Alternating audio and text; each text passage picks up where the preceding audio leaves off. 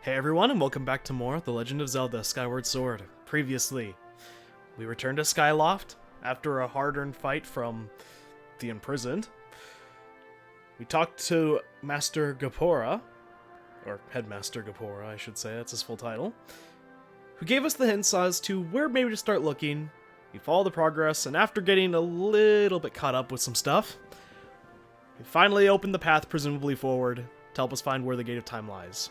Or, not where it lies, but how to access the Gate of Time. This time, in our search for a way to access the Gate of Time, we are heading out to where the Beam of Light now guides us to, which was this giant cloud sphere I never really mentioned that you can even see on the map, which is over there, so it always probably drew a little bit of suspicion anytime I opened the map, or if you're playing the game and you see it in the distance, because it kind of stands out. Needless to say, it seemingly has some... Why did it just want me to dive there? What was... Maybe it was just close enough to Skyloft? I don't know, that's kind of weird. So it may have always drawn a little bit of suspicion, but in case you had your, curiosities or thoughts or something that would maybe work a little bit better outside of my poor articulation for describing this, then, yeah, you may have been right, because we're heading over there this time. And this is where it seemingly, what's going to be behind this? I mean, we don't know, right? So, let's, I guess, just dive in. Inside the Thunderhead. So yep, this is actually, as you can see here, a whole other part of Skyloft that was blocked off until now. There are a few different islands. There's not nearly as much space here, of course, as the normal area of Skyloft, but the fact that there was a ton of this stuff that was blocked off until now is kind of crazy. And as you may have noticed from that map, there's actually a goddess chest over here we actually can, unlock, because we got a goddess cube for it. So if you were keeping... Well, I guess I shouldn't say, yeah. If you were keeping track of the numbers of how many goddess cubes we found and how many chests we opened, you may have noticed they were a little bit misaligned.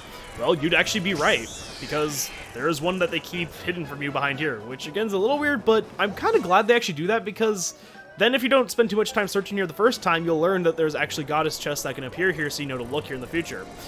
There's another thing here you may notice, which are these creepy little guys. These are enemies that'll actually appear in the sky. The only other enemy we've really seen in the sky are the birds from the first area, which don't attack you but hold rupees, and the Octoroks, which do try to shoot you off, but they aren't really the biggest threat. Then you can see our Loftwing flying over there. That was kind of cool. Master Link, I have memories of this island. It is known as the Isle of Sans. Signs indicate that that it was left here for you by the Goddess Master. However, I am unable to determine the means of entering the structure ahead. I suggest you investigate the area. Okay, so we'll take a look around. In case you're curious, that goddess chest seemingly is around here on this island somewhere. I'm not going to get to it right now. You can actually probably guess where it's at by looking around. Because we have a puzzle to try to solve, and that takes precedence. So if you hit these, you'll see right away what essentially the concept is. You're going to move these around via this swivel here, but I'll read this just to... for that good. Rotate the center pedestal to complete the bridge that allows you to step to the Great Tower on the Isle of Sans. Not really too obscure of a puzzle, but it is one that, it's a puzzle. So what you need to do is try to line them up to the best of your ability.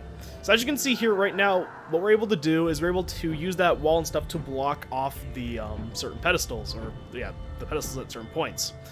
So what we're going to want to do is we're going to want to see what all of them, like which ones turn on which ones and which ones turn off certain ones.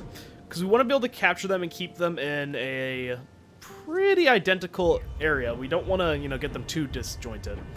So once we get that one there, start moving these ones closer. Move that there. And then we're going to move this one a little bit closer as well. And now we're going to see exactly what our options are. So we have one that needs to get a little closer. And then we have those two on the outer rim, which are pretty well aligned. So my thought... Because the middle one's the main one we got to worry about. Because that one only has... That one has way more limited spots where to check. So my thought is... Let's move this here. We'll hit this one, I think? Yes, that one. And then we can spin this forward. And there we go. Now they're all aligned. And so now we just have to make sure we keep all their paths clear as they move forward. So not that one. This one will let them go further. They'll still have to move it one more time, but yeah. Not super difficult of a puzzle, but again, one of the things I like about Zelda so much actually are the puzzles. They're not the hardest puzzle game in the world by any means, but they're satisfying enough and they make you think at times, and there are some pretty challenging ones. And then there's some that shouldn't challenge me that aren't even really considerably puzzles, but like trying to find the sword at the beginning of Wind Waker for some reason was one of the biggest puzzling experiences I've had in this game.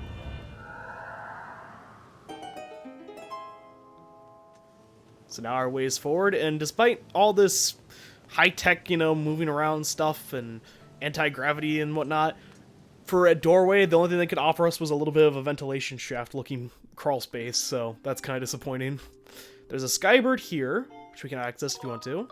Can't, of course, fly to this one or teleport to it, but you can save here at any time. Quite an atmospheric place. And a familiar emblem to greet us.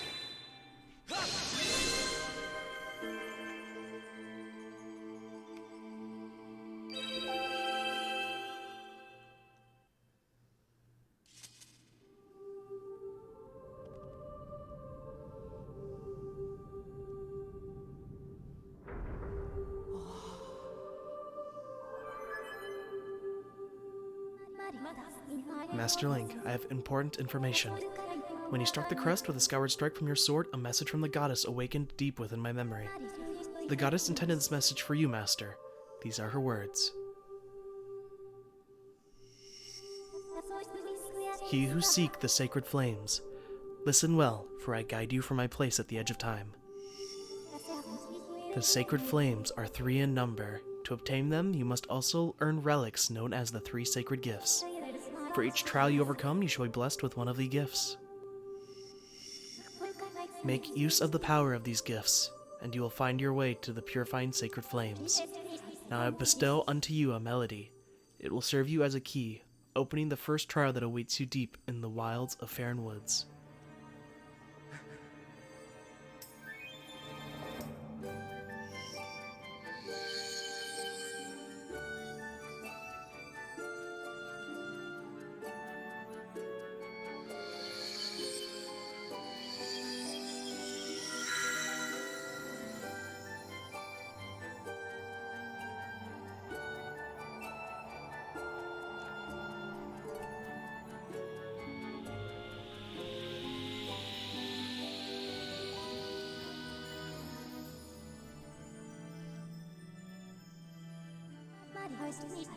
That song is called Farore's Courage.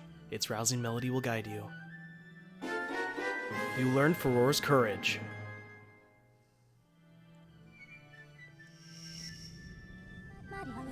Master, you must overcome the trials set before you and obtain the 3 gifts to reach the sacred flames. I've committed Farore's Courage to memory. Now you can use your dowsing ability to search for the gate leading to the first trial you must face. I suggest you set out for Faron Woods as soon as you are ready.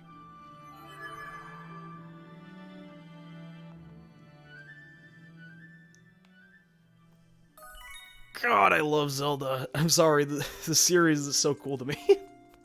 I feel like a little child, which would make sense, because right now in real life I'm wearing Zelda pajama bottoms, so... but I love the soundtrack of Zelda, and that song is so good to me, and I don't know why. It's always one that whenever I replay Skyward Sword, it gets excited, because I realize I'm getting to the heart of the game, because, as you can tell, the adventure is nowhere near done, clearly. We still have a lot to do. We're heading back to Faron Woods, which was our first location, and I don't know, man, I just love Zelda. But there is one thing I want to mention, which is in that cool cutscene where we're learning the song, how low poly all the birds are around us compared to Link, and the first time that got pointed out to me, I can just never look at the cutscene the same way again.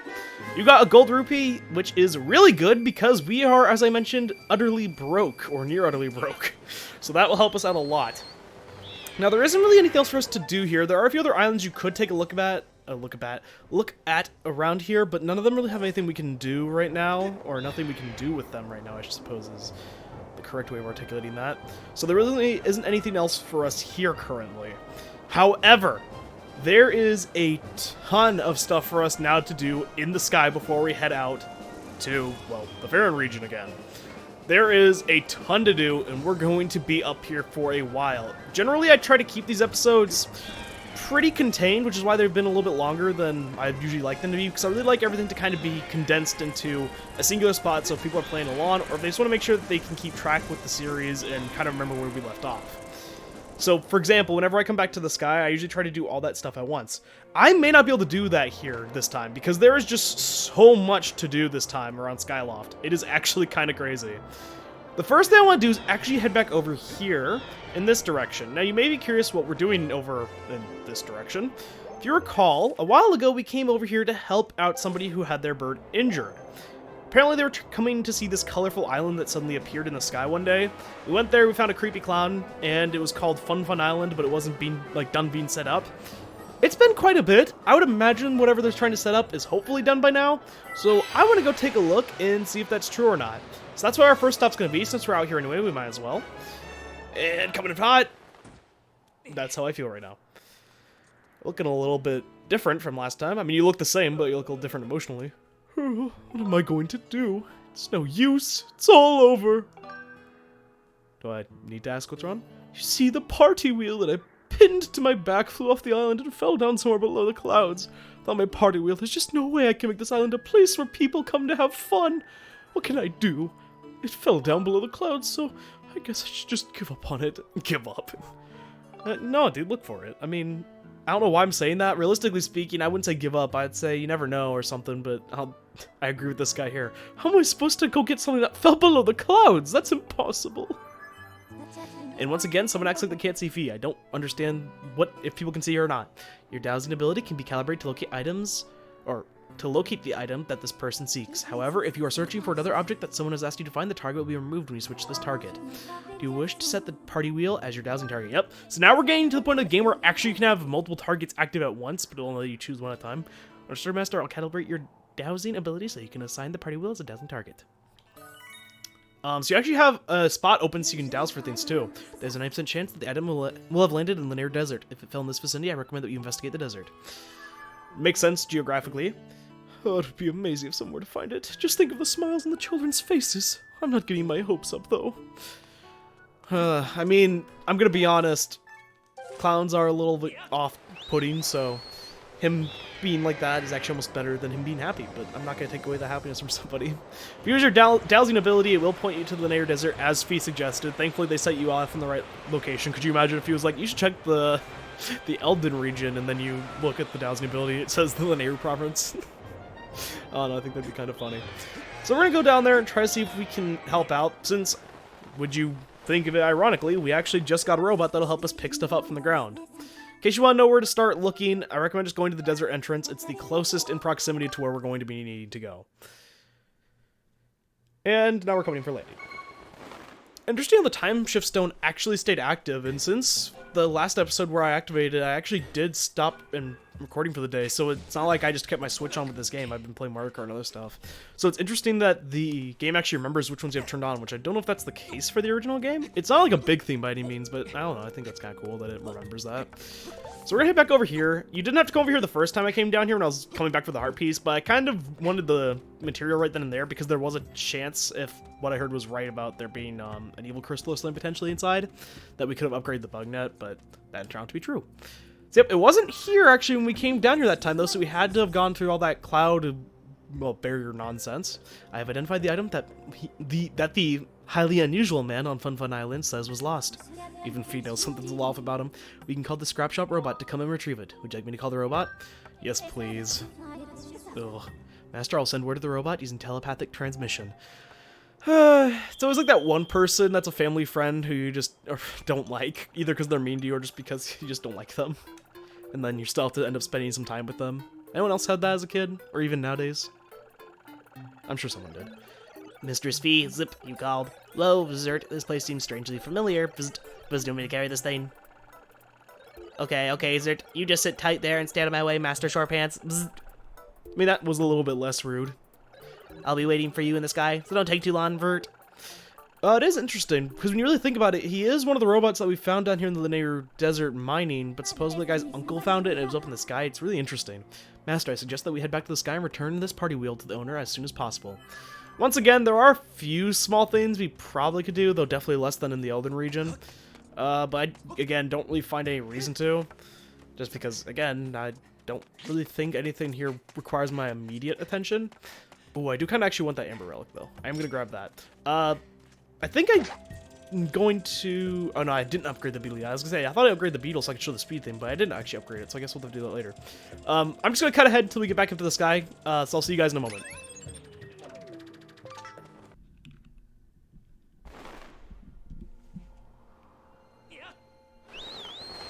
And back up in the sky, and I know I'm like, oh, I'm just going to cut ahead and whatnot, but it really is, I'm just trying my best to save as much time possible in these episodes, so you guys don't have to waste all too long, since they're a lot longer than I want. I wanted to keep these a little bit more easily consumable to people, even though there's only 3 a week. I wanted it to be something that you could, you know, even if you just put on and listen to, I wanted it to be something that is a little bit more easily digestible, but I don't know how well it's going, so. And either way, we got the party wheel for you, and I hope I don't regret giving it to you. Not that I was going to keep it or anything, but I probably just wouldn't have gone to pick it up.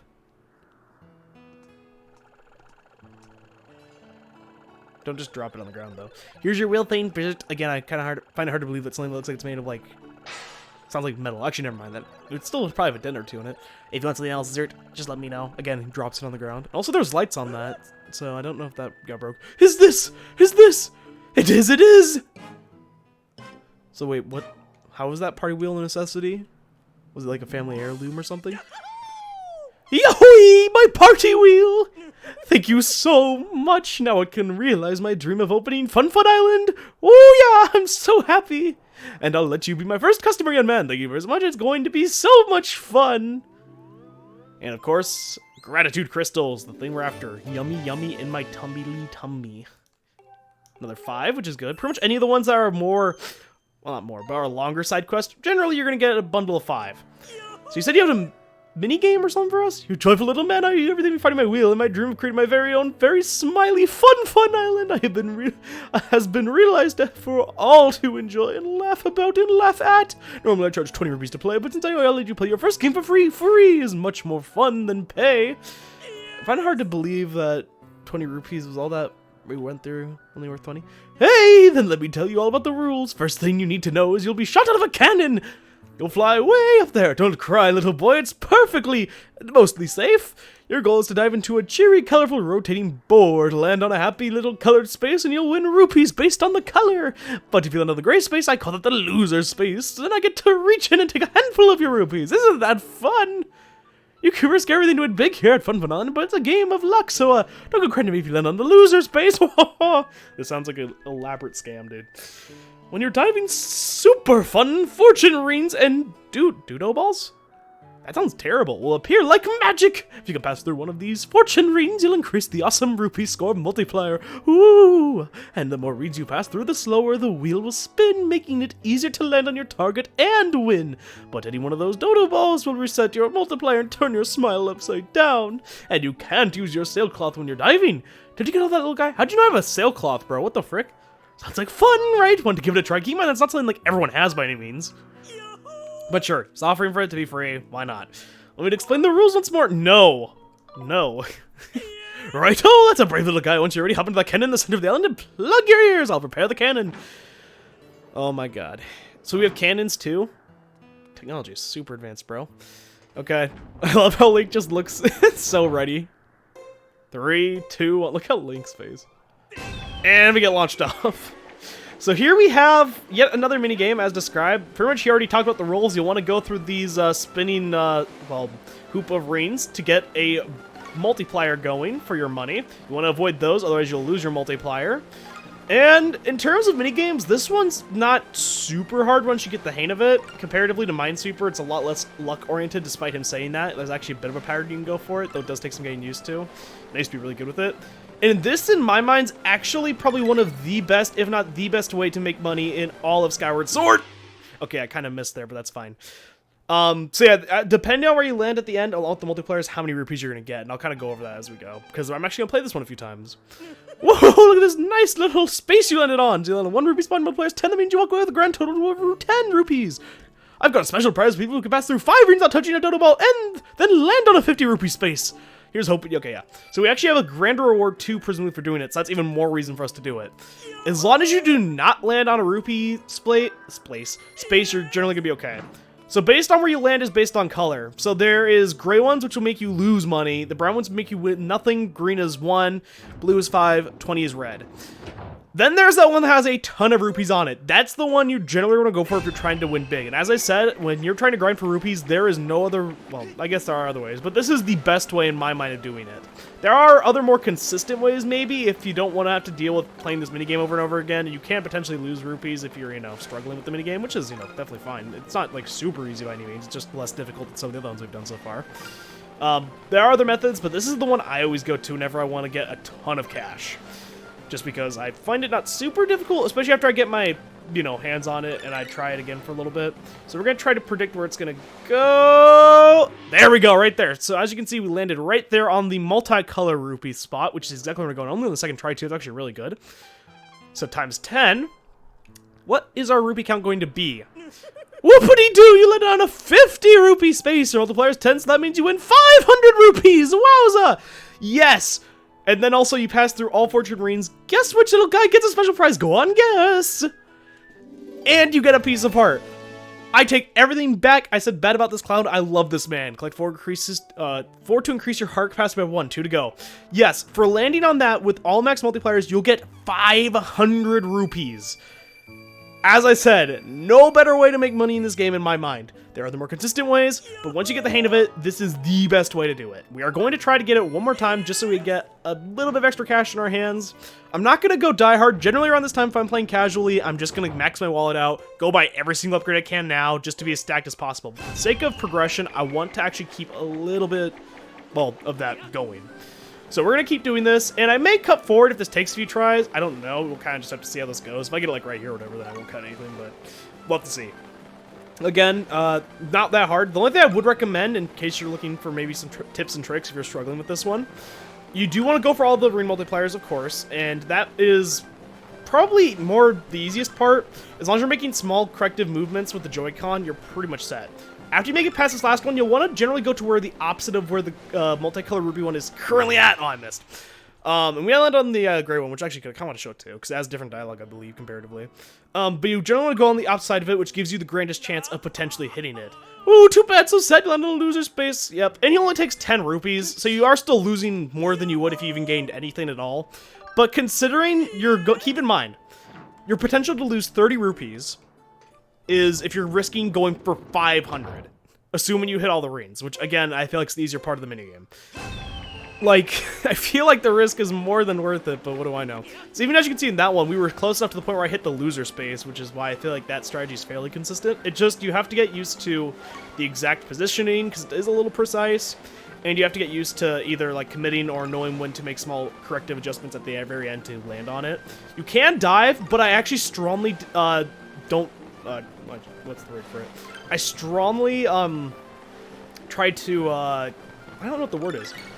I don't recommend you doing that because from my experience anyway, I find it much worse to do because it usually messes up with my aim. Maybe it's easier for you at the end, but for me I just like to use the slow falling as my timing because I kind of gotten used to using the slow fall for my advantage, but maybe that's just me.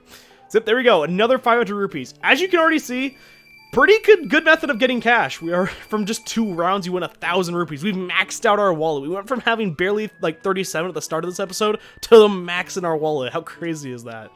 We will definitely be coming back to this guy more than once. Sorry if you hate clowns, but it's true. There is no better way to make money in this game. And keep in mind, we are still going to get Gauss chests and stuff that'll give us a little bit of pocket change. It's kind of crazy to think that 300 rupees is like pocket changed, but it's kind of true. Because up until like this point in the game, money can be pretty scarce unless you're getting the goddess cubes, and it can be pretty annoying to come by. Once you get to this point, if you learn this minigame pretty well, you're pretty much set for the rest of the game. Money is like no problem. And thankfully we actually, as I said, we got it on the second try, and then we got it again on the second try, so it took 2 in a row. And we didn't even hit any of the balls, which I don't find to be too annoying. They're more so just kind of like something you have to keep an eye out for. So heading back to Skyloft, we still have things to do here. As I mentioned, it was going to be a bit of a longer episode, though I am probably going to cut it soon because I don't know how long in particular. We'll just kind of see how this thing goes. We'll see. So first things first, it's time for us to make a trip to our old friend Beetle now that we actually have some cash. Even though last time he tried to kill us, now that we have money, I'm going to see if we have some stuff to buy from him. I'm going to try to get under the screen. There we go. Again, I'm not too sure why it takes so long for that to be grabbable. I'm not sure if it's because it's rendering it as an object or something. I'm sure there's some in-game reason that someone could tell and say, and who's smarter than me would know this stuff, but I have no clue. So coming in here now, we actually see there's a new item. Last time I think we bought the heart medallion. This time it's just a straight up piece of heart. To be honest, I have no idea what this what it's for, but I'll sell it to you for just 1,600 rupees. We can't... It might... My left Joy-Con just disconnected. Okay, and they're not even... Okay. Oh my gosh. Okay, well, that's a little immersive breaking. We don't even have the ability to hold that much money, so we'll have to pass on that one. But what is the Adventurer's Pouch? This is the last one I believe we need. 1,200, we just barely can't afford it. So my thought is... What's this? Isn't this 1,000? What is this? 1,000. Here's my thought. That's a little too expensive. Even though we have money and we have a way of getting a ton, I think what I want to do is we're going to buy an extra... My dog is panting very loud. I apologize. My thought is we buy the extra wallet now so we can hold the extra 300 rupees. Because that's a permanent upgrade, as I mentioned before. And then we save our extra 1,000 rupees and see what else we can purchase. Because keep in mind, there's other shops we haven't checked out yet other than just Beetle's shop. Beetle's not the only salesperson. Beside him selling, I think, in my opinion, the best stuff, there is other stuff to buy. So that's what we're going to head up to the bazaar for. So let's head in here. I think, as I mentioned when I was last in here, there was a lot of stuff you could visually see was new that was going on around here, but now we actually can interact with it. Did I talk to you already? I think I did. We talked to you. I've been hearing Nightfall. People have been hearing wait, whoa. I don't remember that last time. Whoa, I think that's different. Or was it the same? I've been hearing a weird rumor. Apparently after Nightfall, people have been hearing a woman sobbing in the dormitory. Tell you, it gives even a big guy like me the creeps. Hey, we haven't talked to you either. Have you explored Skyward at night? It's a different place under the cover of darkness. For example, if you go to the gear shop owner's house at night, he'll buy your treasures. Okay, all you need to do is nap in bed. Yep. Things we already know, outside of the rumor about the bathroom sobbing thing, that's a little disconcerting. Okay, so I want to talk to you, because I think now we can upgrade. Yes, the beetle will require 2 ancient flowers. We have 4, 2 heart library, we have 2, and 1 golden skull. Definitely not a super cheap upgrade, but this thing moving faster even a little bit, as you're going to see, is going to be very nice. Plus, then we can use this to get to beetle a little bit quicker. You've upgraded to the quick beetle. It flies faster than the beetles. Watch where you're flying, Speedy. Got anything else you want? Let's see. So, yep, you can actually upgrade the beetle again, and this time increase its stamina. And we're actually so close to upgrade this. It's actually crazy. We're only missing 1 ancient flower. I could have grabbed that when I was down there. I didn't realize. Dang it. Oh, well, we'll grab that later. It's fine. Sounds like we have to upgrade right away. Dusk Relic, of course, we still can't get. I think this we can actually upgrade, yeah, because I got some ornamental skulls. And this all we're missing is that evil crystal. So let's upgrade the bomb bag once, why don't we? Again, we have the money, we have the materials. We might as well start upgrading some of this stuff. We have quite the potential to be able to. All done. Here you go. You've upgraded to the medium bomb bag. You can hold 10 extra bombs. Carry it with you when you need extra firepower. And what's its final upgrade? Because, of course, this is the best version of it. Holds 15. 2 hornet larvae, huh? We have everything else but the hornet larvae. Why is hornet larvae so annoying to come by, bro? It's in that one spot. Thankfully, we're heading back down there. And we should be able to at least get one while we're down there, and I can get another one later or something. I don't know. Thankfully, that's not super annoying to upgrade. That shouldn't be too far off on the horizon. So we got a few upgrades from him. Do we have a potion that's done yet, madam? Yep, not quite ready. Okay. So that's not ready quite yet. You have something to say, and you actually have a new object there, but let me just talk to you first straight up. I've got something new in stock for you, friend. It's a very mysterious shield called a Sacred Shield. I suggest you linger and have a look at it. Or have a good look at it. Let's see. Oh, that's a Sacred Shield. As you might surmise from its name, it can handle all variety of attacks. Fire, no sweat. Electricity, no painful zaps. Plus, it will automatically repair itself when it sustains damage. It's a little fragile, but that shouldn't be a problem for one as talented and agile as yourself. At a cost of 500 rupees in investment, but an excellent one. Care to buy it? Probably one of the most expensive things we bought that hasn't been from Beetle. Actually, I think it probably is the most. But we are going to buy it. He kind of... Wait, it pains me to tell you, friend, but here's your pouch is full... I've had this problem for a while. This is my own... this is a doom of my own making. That is a really good thing, so we're actually going to try to buy that. One thing I do want to actually check, though, is... If you recall, of course, the wooden braced shield is the best version of the wooden shield. I want to check what it is to upgrade the reinforced shield, because in case you're curious... We might just want to stick with this one for a little bit, if it's a little... Because 500 rupees is a lot. It sounds like a good deal, but if we have the things to upgrade it... I don't have the monster class. I miss you, monster class. I don't have the monster class. I'm going to cave. I'll see you back in the bazaar in a few moments. This is all old news to you, but I'll see you then anyway. And we are back. Hopefully, we won't have to do that for a while because I did actually like 4 trips. Now we have 5 in total. That may not be enough for us for the rest of the run. It probably won't be, even counting in the fact that we're going to fight enemies that can drop them in the future. Just knowing my luck, it's not going to work out. So that's great. So now we're going to head back to the bazaar. I was just going to cut till I got back in the bazaar, but I wanted to talk about something quick, which was I also, every time I go in there, I've been grabbing the fireflies, because those respawn every now and then too. It's not the same as the enemies, but it is still a fact that they can respawn. I don't really know what triggers it. But just that's what I've been doing. That's why I've been capturing them. So if you notice when I come over here, I also have like 7 of these guys. We've only seen like 1 location so far, specifically where you can get them. That's how I have 7. So now coming back in here, we're gonna upgrade Iron Shield. And you may wonder why you're doing this, especially if the other one's there. It is expensive. That's 1/5 of the price. And honestly, would I recommend, if you're in the same position as me, doing this?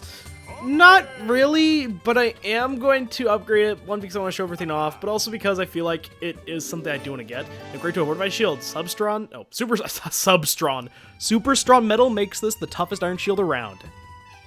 If you ever got anything else you want me to tinker with? Yeah. So of course, we can't upgrade that anymore, so that's all we need from that. But we are going to actually use this for a little bit. It has a pretty decent health bar. It's a decent shield. We're going to a place where there's not electricity anyway. There's no real need for us to buy that right now. We could, but we'd be low on cash, even though cash, again, isn't really a problem. I'm going to try to play within the aspect of not using that trick a ton. Well, not even a trick, but just not using that a ton.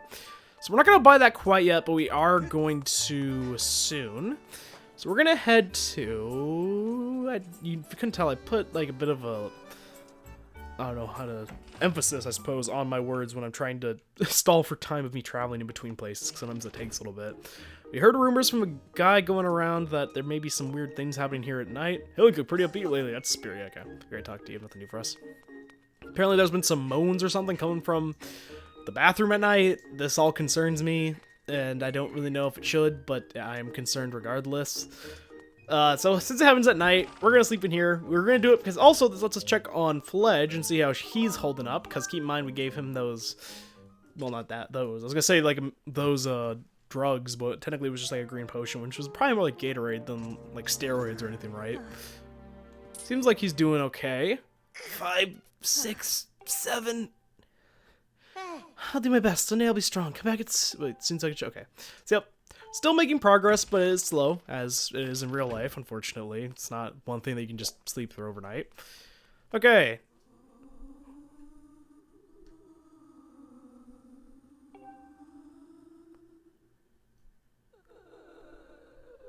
Oh, somebody, please, somebody help me.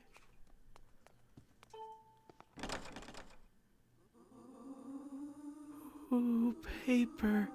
Please, somebody, breed me paper. Breed me some paper. Any kind of paper at all. Oh. Nope. Not exactly what I would call a ghost, but that is a problem. I wonder who's... especially if it's a repeat problem, that is probably not good. Because this is something that's at this point become a legend, or not a legend, but it's become a bit of a focal talking point around the community of Skyloft. I mean, it's a small place, don't get me wrong, news probably travels fast, but also simultaneously, this must have been going on for multiple nights if it's confirmed it only happens at night. And from what we can see, that seems to be the case. What are you up to now? You weren't like this a second ago when we were first here. What's up? Should I give it to her? Should I not give it to her? Link, it's you. Don't sneak up on me like that. I have a serious dilemma on my mind right now, and you're distracting me. Dilemma? What? You want to hear about it? No, I would never ever tell someone like you, but these are dire times. Come to think of it, yeah, it might be just the person I need. You seem to be pretty good with the ladies. I can't believe I just said that. But whatever, let's do this. Link, I have a task for you. So listen up. Your mission is to take this piece of paper to a certain person. It's a very important piece of paper. Make sure you deliver it.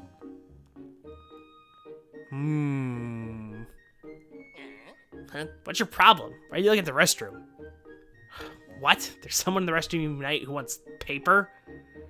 You fool! How dare you? This is no ordinary piece of paper. It's a letter. A very special one at that. Put my heart into every word. I guess you could say it's sort of like a... Alright, fine. It's a love letter. And that is why you will not, under any circumstances, ever allow it to be used as toilet paper. Do you hear me? So, listen up. The person you must give it to is a girl. Upperclassman. Her name is Karain. You know who I mean, right? She's the one with the round hat. Really cute. You know the one. And don't you dare, not even by mistake, even think of giving it to that weirdo in the restroom. Swear it! I mean, he did make me swear it. Here it is. I've been trusting this letter to you, so don't read what's inside. Do you hear me? You received Colin's letter. Can you believe this letter might actually contain heartfelt words from Colin? Take extra care that you don't end up using it as scrap paper, because apparently this is the only piece of paper in all of Skyloft. I'm counting on you, Link. Get to it! Don't mess this up, maybe I'll let you be my sidekick. I feel like there's better ways of going about this, but okay. See another thought bubble just by looking around? What do you have? We haven't talked to you since the beginning of the game. It's past ridiculous where I hear a voice every time I walk past the restroom at night. What in the world is there? I just wish they piped down. More hints to what we just found out. So at this point, we actually are given a bit of a choice, believe it or not. We have a bit of freedom into our actions for once, which is something kind of rare for the Legend of Zelda series. I mean, generally there's freedom in where you can go and things like that, but in terms of things that alter the story in different ways based on your decision, not really. Usually that's very limited. In fact, this is one of the few times where I can think of it being a thing. There are a few other instances, but they're definitely rare. And this is one of them. We can follow what he wants us to do and give it to Karain, or we can actually give this to, well, that weird voice that wants paper. And you have either decision to make, and I will just say this, even though it is a bit of a spoiler, no matter which decision you make, the reward is the same. It does not matter which one you take. It just matters based on which one do you want to happen or based on your own thoughts and opinions. So don't fear like you're going to miss out on anything if you don't go with one or go with the other. That being said, I am going to be doing both, and by doing both, I mean, as you just saw, I went out there to save. It's because I'm going to actually save and do both. I'm going to show what happens if you give it to Karain and if you give it to the person in the toilet. So we're going to take the high road at first. I feel like it's the right road to go down, and it's the one that most people probably will make, I'd imagine. Well, by most, I mean anyone who actually follows orders. Oh, Pippet, how can I get you to notice me? Ah, Link. What's the matter? Do you, need something? I wonder if he's here I was just talking about. Here's the letter. Huh? Letter? From me? Could it be from Pippet? Here you go. So as you can see, they give you a few different chances to say no, which a little misleading there, because it would make you think they really wanted to pick the other one. Oh, thank you. I'll just take that. I wonder who it's from. Whoa. That's some really terrible handwriting. Anyway, never mind that. Let's see what it says. Greetings, my love. For you is wider than the horizon and deeper than the clouds. I'd very much like it if you would go out with me, your brave knight, Colin. Wow, this Colin guy. Isn't he one of Groos's flunkies? And this is a love letter from that Colin kid, right? Hoo boy. So yeah, I have to say, he really put his heart into it and everything. I don't know, maybe I should consider going out with Colin? As if. I wonder what Pippa would think if he knew about this. So at this point, you may be a little stumped, but she did keep talking about Pippet, and we've heard about this since the beginning of the game. We know Pippet's right up here. We might as well go talk to him and, you know, see, especially with this thought bubble now appearing above him. What's up, Link? Karain got a love letter. I see, that's interesting. Wow. What do you think she intends to do? I mean, it beats me, realistically. So you don't know. Well, that's going to bother me until I find out. Oh, I mean, it's not like there's anything going on between me and Karain, you know. We're just friends. So it's not my business who she goes out with. I don't have much to say about it. But, you know, I do have a duty to make sure that everyone is living up to the high ideals of our night school, right? I mean, ideal love is unfettered and passionate. Anything less than that can't really be called love at all, you know what I mean? So I should just step in and make sure she's found a true love that aspires to the highest ideals of our fine educational institute, right? Institution? What about me? I have the right to experience... Wait, I have the right to experience an unfettered and passionate love too, don't I? You understand, don't you, Link? I'm not wrong about this, am I? You like her? But what? Don't be ridiculous, Link. I don't even understand how you could make such a wild accusation. Well, either way, I don't suppose you'd mind asking her what her decision is going to be, would you? So we're playing the middleman, stuck in, well, the middle of these two. And by the middle, I mean literally one set of one flight of stairs is all that's between them. They're literally right above each other. Oh boy. Seems like action's already being taken already.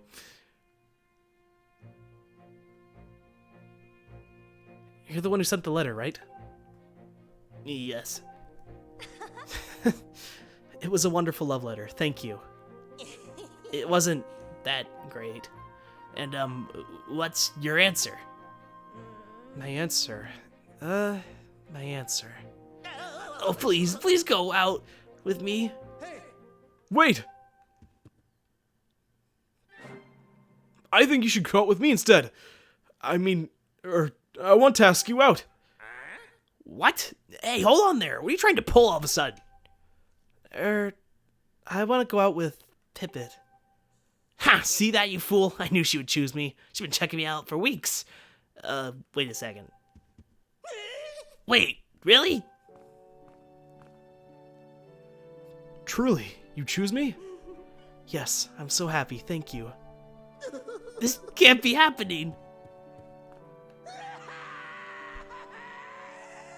No scream with my pathetic voice could match that. Link! When you told me about the letter, it was at that moment I finally realized that I love her. I thought to myself, I can't let anyone else take her from me.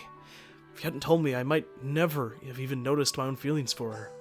I'm so grateful, I don't know how I can ever thank you. There's our reward, 5 gratitude crystals once again. Despite there being 2 people involved, it's only Pippet who gives us the gratitude crystals, which makes me concerned for their relationship. Thanks, Link, because you have an amazing new boyfriend. I feel it for Colin, you know? Yeah, I mean, you and Zelda are the only 2 females in this class.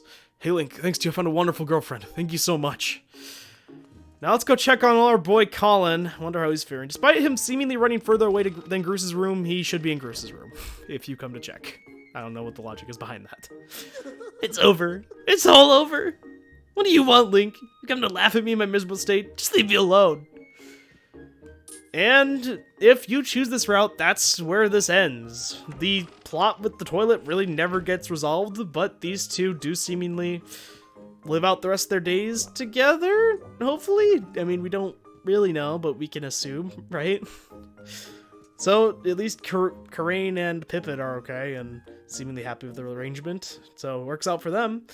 Fortunately, not the same for Colin. But I wonder what would happen if we took a different route. So as you can see from that, we actually stayed before, and because there's 2 different routes you can take, and it's all based upon whether or not, again, you want to go the route of the toilet, or if you want to help out Colin, even though he's been kind of a douchebag. That choice is up to you, but as I mentioned, the reward is the same, so it is entirely up to you what you want to, well, do. And as I could be nice to Colin, he's been kind of mean, and I'm not gonna lie, my curiosity's kind of getting the better of me. I kind of want to check out what the toilet has to say. As weird as that sentence sounds, I kind of want to check out what the toilet has to say. I want to see what the toilet spirit voice has to say to us if we mention that we have a bit of paper on our person in this moment. I'm kind of curious, so I want to go check that out. It may not be the most, morally correct choice, but I just want to check. Paper, you brought me some paper. I'll open the door. Please come in. Okay, we're finally gonna come face to face with whatever those voices are from.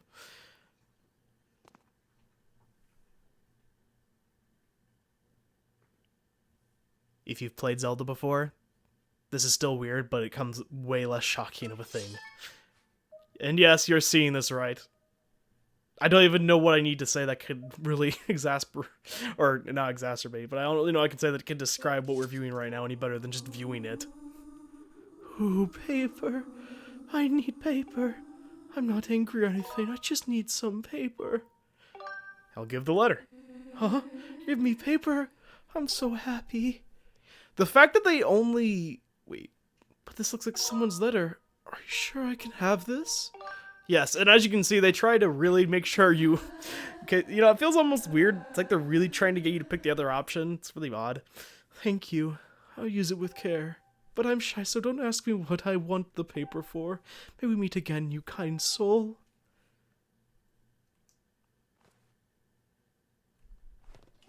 take that too. You can have that with you as well. So it seems like we tracked down the voice, even if it doesn't make sense. I guess most realistically it's a ghost, but I think you can kind of have your own interpretation as to what that thing is, or what it was we just saw. As you can see, it was given a name, even though it never mentioned its mate name to us. It was just given to us. And the feminine voice that comes from it, presumably it's a female of some kind, but we aren't really know for sure, and there is no answer to be found so far anyway. I doubt we're going to get one, to be honest with you. We probably should break the news to Colin, even though I feel like I don't want to tell him, but to be honest, I want to see the look on his face, and I told him I'd give it to someone for toilet paper. I think that will be funny. Hey, Link, did you hand over that letter like I asked? Actually... What did you just say? You gave it to that weirdo in the restroom? Didn't I specifically tell you not to give it to the weirdo in the restroom? Seriously, I said it like 5 times. I know I did. You fool, how could you? Anyone who blocks the path of true love deserves to be kicked by a bird. I hate you, Link.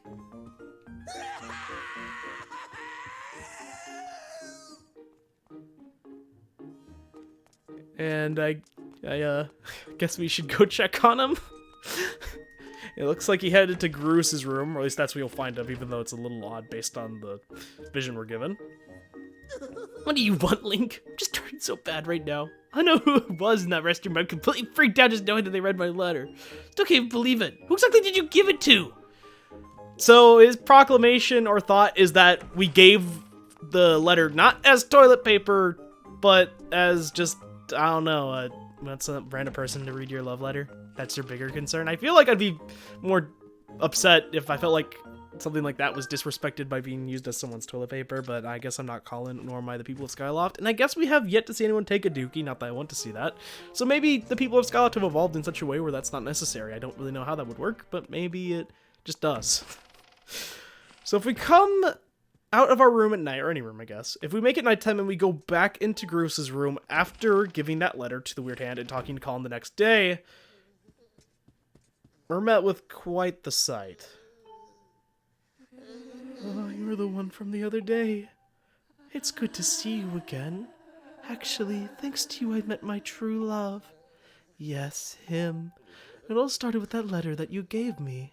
Those beautiful words of affection caused me to fall hopelessly in love. Ah, my heart is bursting with thoughts of him. I feel so excited, so cheerful, so full of life. And we are given 5 gratitude crystals. No matter which choice you made, you'd been given the same reward as I mentioned. It doesn't matter which way you go for. Ah, my love, I'll always be by your side. And the whole bit of me like pretending like this is actually an alternate universe aside, this one makes a little more sense to only get the 5 crystals, because it would make sense that Colin wouldn't be happy about this, whereas the other one, Karain, feels like she should give us more crystals, but maybe that's just me being greedy, but whatever. So that is the 2 options you were given when it comes to Colin's letter as a side quest. It is up to you completely on which route you want to take. In one option, Pippet and Karain get together, in the other, and in that same one, Colin is shot down and dejected and feels embarrassed, and it's pretty par for the course, unfortunately, for high school and academy life. The second route is to get to the bottom of the hand in the toilet mystery, which doesn't get Karain and Pippet together, but does get this weird spirit attached to Colin, whereas Colin's now just mad at us because we just gave some random person that letter who he doesn't even know who it was. And since she only appears at night, he has no clue who is tormenting him. And in case you're curious, if you actually come back to Colin after viewing what we just did and getting those gratitude crystals, you'll have some different dialogue. What do you want, Link? I won't forget what you've done to me. Ever since you botched that thing with the letter, I've been having nightmares and I can't get any sleep.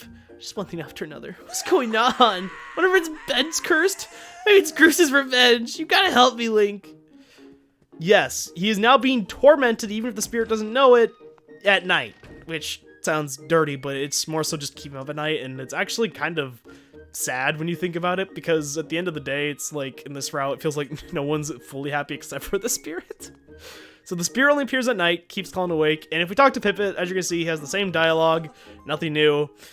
It is completely up to you which route you want to take. As I mentioned, it doesn't really change a ton outside of a little bit of a dialogue change. I'm going to stick with this one, mostly because it's the one I feel like less people have probably done in terms of if you're doing it as an adult. But for me, I usually only do this one because I find this one a lot more funny for the Zelda references of the tan toilet, because it's actually a character we have not seen the last of in the series, believe it or not. Though it has changed slightly since then. Anyway, we are close to done with the episode. This is definitely a longer one, so we're going to speed up till the... Well, I'm not going to fast forward or anything, but we are going to quickly make it to the last thing I want to do before we call it a day, which is we're going to head to Betrow, because we should be able to get an upgrade now. As I mentioned, the upgrades we're about to get are ones you could have gotten if you grabbed all of the gratitude crystals that are scattered about. But as I mentioned, I'm not going to reiterate again after this episode, but I'm waiting to do it until we have the item that lets us grab them all, because there is one I know of that we cannot get access to until we have a certain item. And I just want to wait so we can grab them all in one episode, so anyone following along can quickly just map out which ones they're missing, or can just know where they're all at. I feel like that's a little bit easier for people who are trying to play along, or, you know, just want to know these things. Oh, you've gathered quite a lot of gratitude crystals, haven't you? How magnificent! Please take this as a token of this demon's deepest appreciation. You got a big wallet. You can carry up to 1,000 rupees in this massive wallet. Yep, so the wallet... I hate when I keep saying yep whenever I get an item. With that, we now actually can carry 1,000 rupees even just by itself with all the upgrades. You've made such magnificent progress gathering gratitude crystals. Please just continue helping me a bit longer. And we actually are maybe looking at another more reward, because all of a sudden a chest just appeared? Okay. That's a little weird, but first thing I just want to show is this. Yep, now we can hold 1,900 rupees thanks to our rupee upgrades. We can almost hold 2,000 rupees, which is kind of crazy. Oh, I want to be a human so badly. Yep, 40 of them is our next reward, which I think we're only 5 off? No, we're 10. For some reason, I thought we had 35. Jeez. No, I beg you, stop! The chest is not to be opened under any circumstance. There's something unspeakable inside. But I want to open it. It's a chest and it just appeared. I said no! That chest contains the infamous evil of the dreaded cursed metal. If you carry that metal with you, you'll find more rupees than ever before. Then a better chance of discovering treasure. You'll... Oh, don't make me say it! It sounds handy. Now that you mention it, that does sound pretty enticing, but... It gets worse, far, far worse. Any poor soul who holds the metal will find himself unable to open his pouch. No matter how badly you want to use your potions or shields, they'll be denied to you. Can you imagine a more gruesome fate? Please push any thought of this just out of your mind forever. You must never think of it again.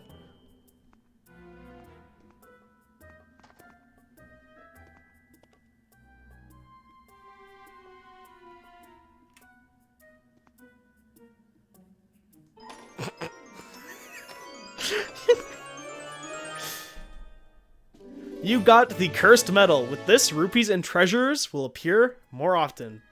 But it also carries a curse that prevents your pouch from opening. Eek. Your pouch is full, so the item was sent to the item check. I'll talk about that in a moment, but first we have Betrow, who will give us a little bit more dialogue. Oh dear, now you've done it. You opened it, didn't you? Human desire is an insatiable, fearsome thing, even to a demon. Then again, I suppose it's also what makes your kind just so intriguing. If your pouch won't open, fear not. That won't happen while you're carrying the metal. If you leave it at an item check, you'll be able to open your pouch once again. Yep, and right there, he'll give you the solution to your problem. If you came here with a full inventory like I did, you will not have to worry about holding the metal on you, as it will be sent immediately to the item check. A nice thing about it.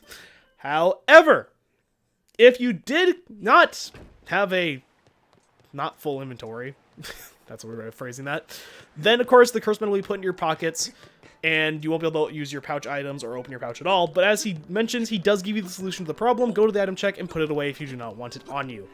It is a nice bonus medal that says combines 2 different medals, which is the treasure one and the rupee one we haven't actually seen yet, into one at the cost of not being able to use your pouch. It is nice and can be combined, I believe, with the treasure medal to give you even a higher chance of using it. So if you're grinding for materials, there's no better medal combination than those two.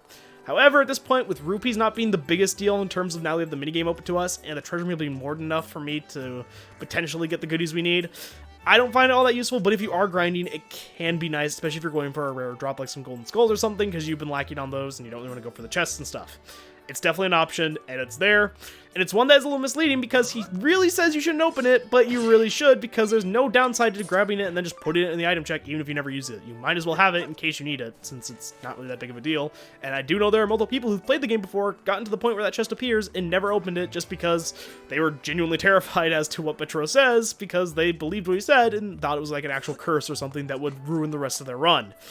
But it isn't that. Anyway, this has been a long venture, wouldn't you say, today? Around Skyloft, we got a lot done, helped a lot of people, found a new way to make money, and we bought a lot of things. Next time, we're going to make a last few small preparations. Yes, Link, I know. And then we're going to head, finally, I say finally because it's true, down to that green pillar there into the Faron Woods, and hopefully just figure out where we're going next to open the Temple of Time. Yeah, the Gate of Time. To open the Gate of Time. I hope to see you all there.